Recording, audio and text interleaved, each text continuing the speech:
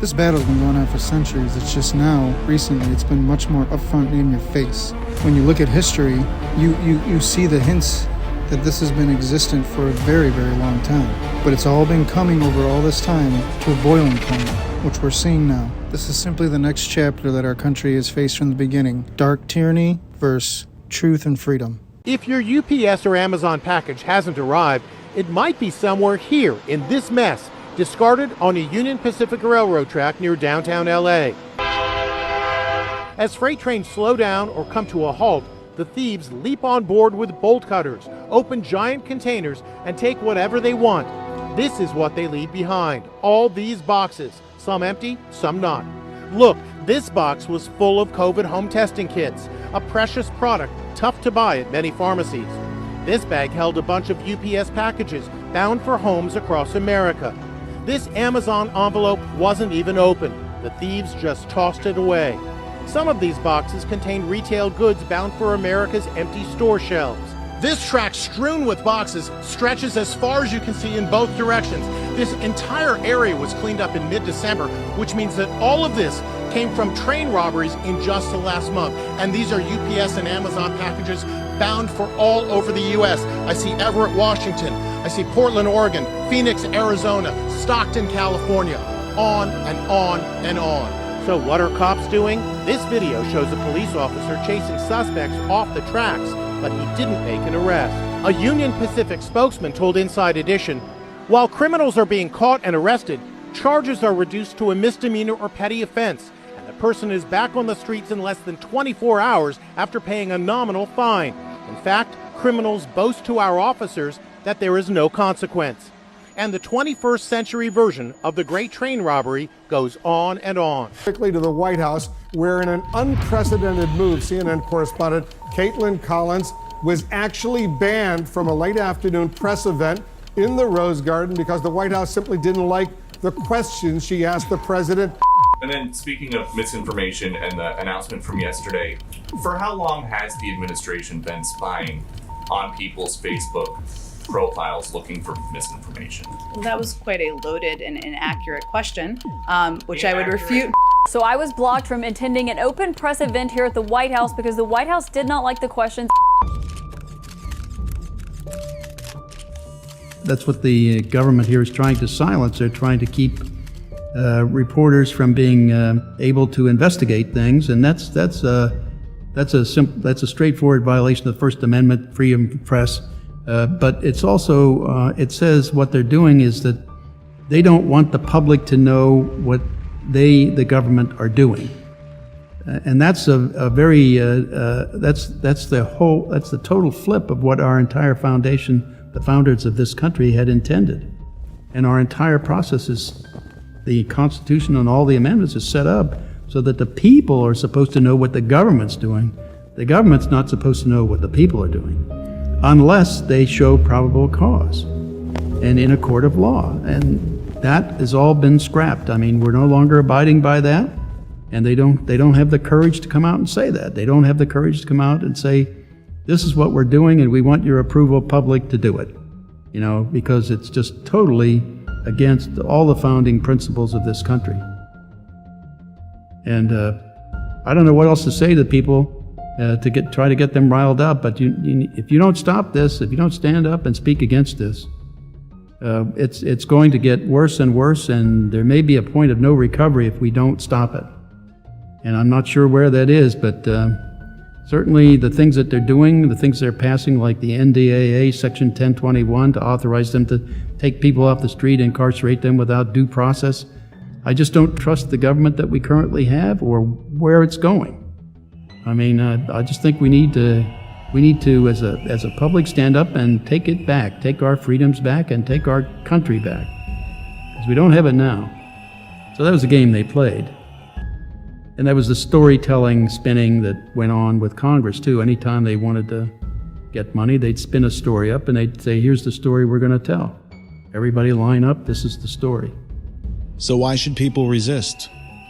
I personally don't. I get out there right in their face and say to them what I think of them and what I believe they're doing from all the material I've got from the Snowden releases and everything else.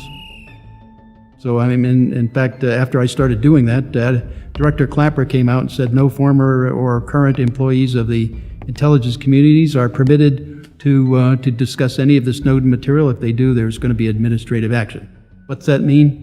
It take away your clearance. Well, they've already done that, so I've got nothing to lose there, and I've got my First Amendment right to speak about anything in the public domain to stand up for, and that's what I'm going to do. And that's what I told him at the National Press Club, that I will not give up my First Amendment rights for anybody. What do you have to say to the audience in America who can't believe that their government would ever do anything like this to them? What can you say to wake them up? You mean beyond what I've already been saying?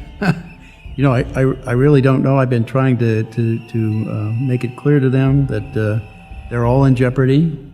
Certainly we are a case in point. Jim Risen is another case. I mean, plus the entire reporting pool of reporters anywhere in any industry, in news as well as in video or TV, radio, or in print. They're all in jeopardy. Generational positioning by certain bloodlines and groups to slowly take over anything that tried to break away. They've over the years infiltrated so they can bring it under their control. You buy Pfizer. CBS Health Watch sponsored by Pfizer. Brought to you by Pfizer. ABC News Nightline. Brought to you by Pfizer. Making a difference. Brought to you by Pfizer. CNN Tonight. Brought to you by Pfizer. Early Start. Brought to you by Pfizer. Friday night on Aaron Burnett Out Front. Brought to you by Pfizer. This Week with George Stephanopoulos is brought to you by Pfizer. This weather report brought to you by Pfizer. Today's countdown to the royal wedding is brought to you by Pfizer. And now a CBS Sports Update brought to you by Pfizer. Meet the Press Data Download brought to you by Pfizer. This portion of CBS This Morning sponsored by Pfizer. On how to find the hidden sugars in the American family diet. Sponsored by Pfizer. This book was written in 1848. It is prescient. It is calling exactly what's happening today. 1848 till today. So unfortunately, what Marx was saying was that capitalism would destroy 50% of the population and shove them into poverty. So what happened was this book was written in 1848. 1960, I started studying it in 1965. I went to school in New York. I went to military school. 66, I'm in Vietnam as a student at the Merchant Marine Academy, and I could see what this book was saying coming to life. 72, I'm flying in Vietnam. I was a Marine pilot. It's my squadron patch. And then in 74, ERISA comes out. And ERISA is Employee Retirement Income Security Act, today known as the 401k.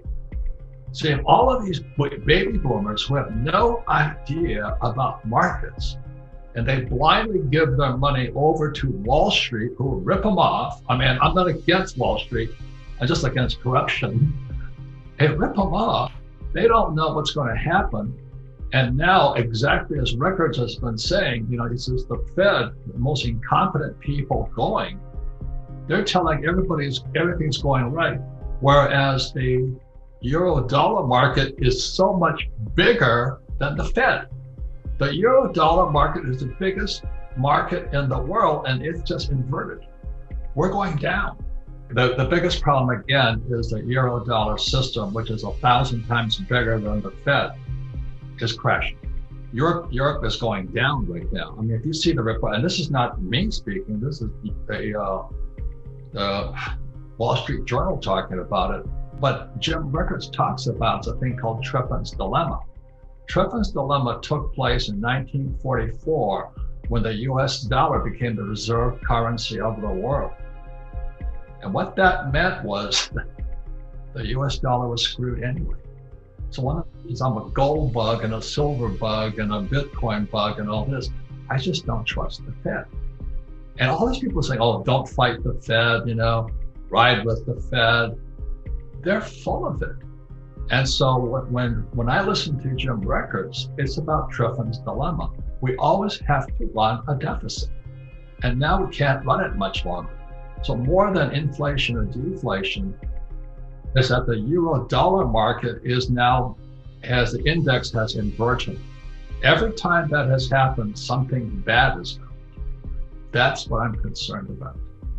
So people are watching, oh, the stock market's up, everybody's happy and all this, but everything's inverting upon us. So just recently, the euro-dollar curve inverted. And so this one's going to happen again. And that's why I'm saying to people, because I'm a gold and silver and Bitcoin bug, this is a good time to get into gold and silver now. That's what I'm saying. I'm just saying right now, if you're a boomer, what this guy Marx wrote about was that 50% of our population was shipped from, let's say, proletariat to poverty. That's what he was calling for in 1848. And when I saw 1974 come, and that's when they put us into ERISA, Employee Retirement Income Security Act, or the defined contribution, or the 401k, or the IRA, it shoved all of these amateurs, people with no financial education, into the stock market. And Jim Rickards and I are good friends, you can tell. But when we were kids, nobody was in the stock market. We're in the bond market. But our problem is our education system. It's Marxist. Postmodernist education is Marxist. And so that's really the corruption is in our education system. And I love my poor dad. He was a smart guy, but he was a Marxist. He's not a capitalist. You understand what I'm saying? Just because you have a PhD and you make a lot of money doesn't mean you're a capitalist. So you look at most of these people in Hollywood and all that, they make millions of dollars, but they're not capitalists, they're Marxists. And they get that distinction. And I hate to say it again, but this guy said it all in this book. 1848, he was talking about America today. I keep saying silver. Silver has always been the best. It's still 50% off its all-time high, and they keep using it for industry. Gold is just stored, but silver is used in industry. It's an industrial metal. I keep looking at that going, why is the price $22? You know, and as we know, J.P. Morgan, all those guys got caught with their hand in the till suppressing it. It's only bad news if you don't like what I'm saying. And I'm just telling you, the euro-dollar index inverted. Every time that has happened throughout history, something bad has happened. And if you listen to guys that you and I respect, like Rickards and Griffin and all this, it's inverted. The Fed cannot stop what's going to happen. So is that good news or bad news, or is that the fact right now? And that's what's the problem with education. Postmodernist education, which is my core debt, was based upon opinion and emotions. So that's why, you know, like I'm always called a racist. Like, how would you know if I'm a racist or not? That's your opinion. You know, they can call you any name you want. But this whole education system is based upon opinion and emotion, not the facts. So the good news is if you check the facts is silver is 50% off its all-time high. What does that mean to you? Well, EVs are coming. That's good news, all right? And silver is God's money. The counterparty to silver is God, not Jesus. Like Buddha, Mama have it. But it's on the periodic table of elements. It's for real. So it's good news to me. Do you see the bigger picture I'm painting here? You have to really, really look at history in depth to understand what's going on now and what's to come. This last clip is about 5 years old. Really good stuff here. Check this out. The recent election of Cardinal Giorgia Bergoglio to the position of Pope Francis I was an unprecedented event the world has never before witnessed. It is the first time in history that a member of the Jesuit order has been elected to the highest position of the Roman Catholic Church. Reactions worldwide varied from jubilation to matter-of-fact acceptance to disinterest. These very reactions reveal appalling ignorance of the true nature of the Jesuit order. Widely regarded as a benevolent missionary order, known for its educational institutions, the Jesuit order, as the Society of Jesus is commonly known, has long played an incredibly influential, albeit secretive, role in the destinies of nations, organizations, and individuals. Rulers, presidents, scholars, and even Catholics themselves, who are aware of the evil perpetrated by this powerful, far-reaching order, have left on record grave warnings that all should heed. Following is a compilation of quotes from a variety of sources. Some admit that their own diabolical organizations were modeled on Jesuit principles. Others give warning. A number of those who sought to warn did so at the cost of their lives. World's Last Chance would encourage all to carefully study the following material. Proverbs 1:5 tells us, "A wise man will hear and will increase learning, and a man of understanding shall attain unto wise counsels." Ignatius Loyola, 1491 to 1556, founder of the Society of Jesus and its first superior general. Nor will it contribute a little to our advantage if with caution and secrecy we foment and heighten the animosities that arise among princes and great men, even to such a degree that they may weaken each other. But if there appear any likelihood of reconciliation, then as soon as possible let us endeavor to be the mediators, lest others prevent us. Finally, let all with such artfulness gain the ascendant over princes, noblemen, and the magistrates of every place, that they may be ready at our beck, even to sacrifice their nearest relations and most intimate friends, when we say it is for our interest and advantage. Let proper methods be used to get knowledge of the animosities that arise among great men, that we may have a finger in reconciling their differences. For by this means we shall gradually become acquainted with their friends and secret affairs, and of necessity engage one of the parties in our interests. Immediately upon the death of any person of post, let them take timely care to get some friend of our society preferred in his room. But this must be cloaked with such cunning and management as to avoid giving the least suspicion of our intending to usurp the prince's authority. Pope Clement XIV, 1705 to 1774. Following are Pope Clement XIV's words upon signing the bull of suppression and extinction of the Jesuits. A bull is the strongest legal document a pope can issue. The suppression is accomplished. I do not repent of it, having only resolved on it after examining and weighing everything, and because I thought it necessary for the Church. If it were not done, I would do it now. But this suppression will be my death. Pope Clement XIV knew the Jesuits very well and expected to die at their hands. He was correct. He was poisoned. A peasant woman was persuaded by means of a disguise to procure entrance into the Vatican and offered to the Pope a fig in which poison was concealed. Clement XIV was exceedingly fond of this fruit and ate it without hesitation. The same day the first symptoms of severe illness were observed, and to these rapidly succeeding violent inflammation of the bowels. He soon became convinced that he was poisoned and remarked, "Alas, I knew they would poison me, but I did not expect to die in so slow and cruel a manner." His terrible sufferings continued for several months.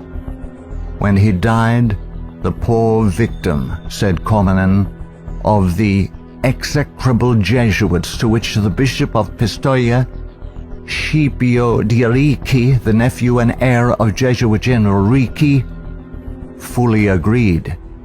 Lincoln, 1809 to 1865, 16th President of the United States of America. This war, the American Civil War, 1860 to 1865, would never have been possible without the sinister influence of the Jesuits. We owe it to Popery that we now see our land reddened with the blood of her noblest sons. Though there were great differences of opinion between the South and North on the question of slavery, neither Jeff Davis nor any one of the leading men of the Confederacy would have dared to attack the North had they not relied on the promise of the Jesuits that under the mask of democracy, the money and the arms of the Roman Catholics, even the arms of France, were at their disposal if they would attack us. The Protestants of both the North and South would surely unite to exterminate the priests and the Jesuits if they could learn how the priests and nuns and the monks which daily land on our shores under the pretext of preaching their religion are nothing else but the emissaries of the Pope, of Napoleon III, and the other despots of Europe to undermine our institutions, alienate the hearts of our people from our Constitution and our laws, destroy our schools, and prepare a reign of anarchy here as they have done in Ireland, in Mexico, in Spain, and wherever there are any people who want to be free. I am so glad to meet you again, he said. You'll see that your friends the Jesuits have not yet killed me, but they would have surely done it when I passed through the most devoted city, Baltimore, had I not defeated their plans by passing incognito a few hours before they expected me. New projects of assassination are detected almost every day, accompanied with such savage circumstances that they bring to my memory the massacre of St. Bartholomew and the gunpowder plot. We feel, at their investigation, that they come from the same masters in the art of murder, the Jesuits. So many plots have already been made against my life that it is a real miracle that they have all failed when we consider that the great majority of them were in the hands of skillful Roman Catholic murderers evidently trained by the Jesuits. I know that Jesuits never forget nor forsake, but man must not care how and where he dies, provided he dies at the post of honor and duty. Alberto Rivera, 1935 to 1997, ex-Jesuit. The higher I went in the Jesuit order, the more corruption I saw within the institution. I was invited to attend a secret black mass by high-ranking Jesuits, including Superior General Pedro Arupe, in a monastery in the northern part of Spain. When I knelt to kiss the ring of a high official, I saw a symbol on that ring that made my blood run cold. It was a Masonic symbol, the compass and the square. A thing I hated, and I had been told to fight against it. I found out the Jesuit general was also a Mason and a member of the Communist Party in Spain. Frederick Tupper Southey III, 1936 to 2007, American composer, musician, author, and artist. The Roman Inquisition had been administered since 1542 by the Jesuits. Eric John Phelps, 1953, still living, author and protagonist in the truth-seeking movement in the United States. In the 20th century, the Jesuits have conducted their Inquisition under the names of Nazism, fascism, communism, and now Islamic terrorism, with their inquisitors Adolf Hitler, Francisco Franco, Joseph Stalin, and now Osama bin Laden. Today, the Black Pope orders His Holy Office of the Inquisition, renamed in 1965 the Sacred Congregation for the Doctrine of the Faith, through his international intelligence community headed by papal knights, including Skull and Bonesman George W. Bush. To the abhorrent Jesuit doctrine of regicide, the killing of kings, we must now direct our attention that we may understand an established policy calculated to obtain or maintain the mastery of all nations, following well-planned assassinations. In the past, the order's assassins were either Jesuits, like Jacques Clement, or killers easily connected to the influence of the company, men like John Wilkes Booth. Today, these professional terminators are cleverly distanced from their Masonic master, the Black Pope, and given deceptive titles by the Pope's internationally controlled press corps, jurists, and historians. Such titles as anarchists, nihilists, rogue agents within intelligence agencies, or just lone nut assassins. Sometimes these individuals in fact do the killing, consciously and unconsciously, as do the programmed Manchurian candidates. They sacrifice themselves, die in the act, or are punished for their crimes. Created by Loyola in 1534 and sanctioned by Paul III in 1540. In seeking to destroy the Protestant Reformation and restore the Dark Ages with the White Pope, exercising his temporal power as the universal monarch of the world, authored the 25 sessions of the Council of Trent, 1545 to 1563, and established themselves as the confessors and advisors of the monarchs of Europe, promoting absolute monarchical despotisms through which they ignited monstrous wars characterized by pitiless massacres of Protestants and innocents, such as the Dutch Revolution, 1568 to 1648, the 30 Years' War, 1618 to 1648, the Puritan Revolution, 1644 to 1653, the 7 Years, French Indian War, 1754 to 1763. While oppressing and weakening the peoples of the nations and the Semitic Hebrew Jewish race with the Holy Office of the Inquisition, aided by the Knights of Malta and later Scottish Rite Freemasonry from 1540 to 1773, we as God's people in 14th Amendment America have received the Lord Jesus Christ as our personal Savior according to His blessed gospel set forth in His infallible Holy Scriptures. The authorized King James Version of 1611 must repent of our personal and national sins. Then we must forsake them. Some of those sins are: 1. Permitting the army of the Black Pope, the company of the Society of Jesus, to exist, mightily prosper, and absolutely control the government of the United States through its Council on Foreign Relations within our borders. 2. Believing the Jesuit-controlled American press, which has continually lied and deceived us throughout the 20th century. 3. Permitting the Jesuits' Federal Reserve banking system and United Nations to exist within our borders, as these two bodies have successfully destroyed popular liberty, liberalism, and the national sovereignty of every nation in the world pursuant to the purposes of the Jesuits' Holy Alliance. 4.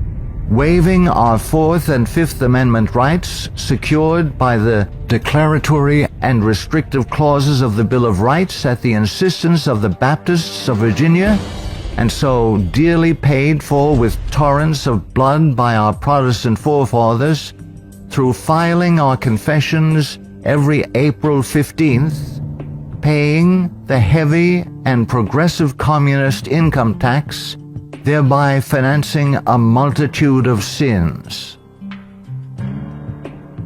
5. Permitting the drafting, vaccinating, and sending of our sons abroad to fight the Pope's foreign wars, such as the war in Vietnam and the recent wars in Serbia, Iraq, and now Afghanistan, resulting in the further destruction of American liberals and foreign heretics so condemned by the Jesuits' Council of Trent. 6.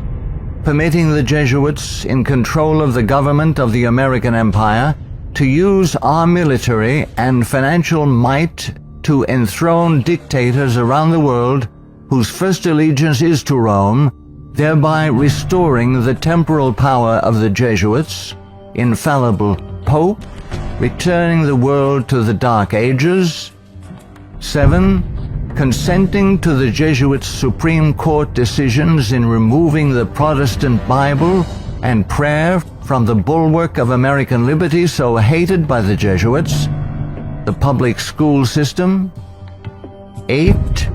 Consenting to the immigration of millions of Roman Catholics and pagan persons of color whose loyalty to the Pope or their own race, religion, and nationality is greater than their loyalty to our Protestant Constitution and Republican form of government, thereby creating a multitude of agitations justifying more centralization of power in Washington, D.C., and through amalgamation, the Africanization of the American white Celtic Anglo-Saxon race, being historically the greatest enemy of the Jesuit order, especially its Bible-believing Protestants and Baptists, as intended by the Company of Jesus pursuant to its Jesuit oath. 9. Consenting to the Jesuit Supreme Court's several decisions of forced integration, resulting in the destruction of both the white and black races through amalgamation, as the exchange of viruses, bacteria, and parasites, unique to each race, creates powerful combinations in the offspring, producing a non-resistant, weak, and sterile population within 5 generations. 10. Consenting to the Jesuit Supreme Court's decision of legalized abortion, resulting in the mass murder of unborn babies, polluting the land with innocent blood, ultimately collapsing the Ponzi scheme called the Social Security system, justifying mass murder of the elderly by the coming fascist dictator, provoking the Lord against us to consume us until there be no remnant nor escaping in the land by means of a massive military invasion composed of a coalition of nations, cleansing the land with the blood of unrepentant and unforgiven American murderers.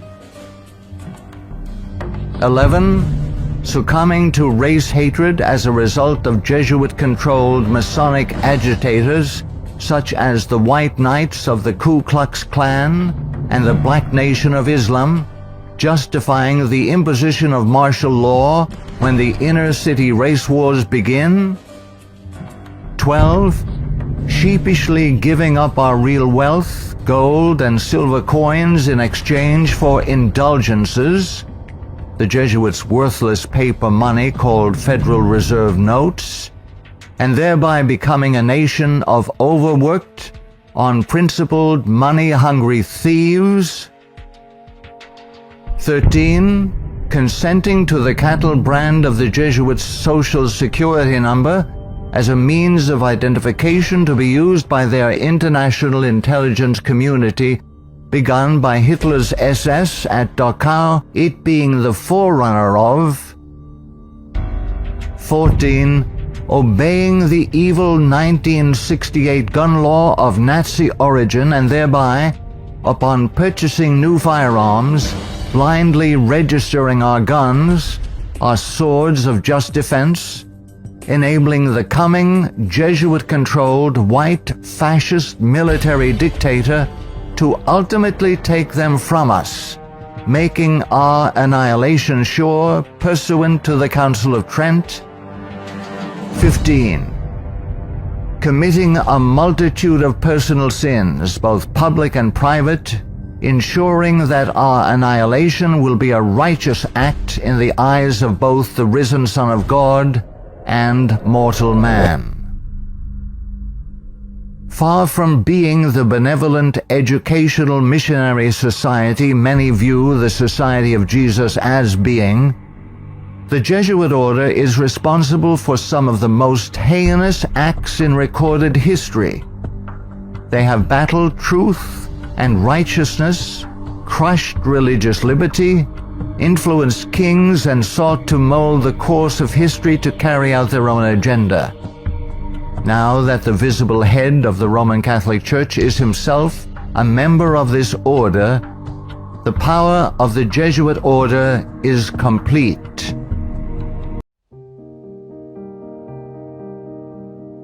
This Pope has been the most worldly Pope we've ever seen. Generational planning, man. I heard many people in the 90s and the early 2000s talking about what would be coming in the future. And some of it, I always listened to everything with an open heart and open mind.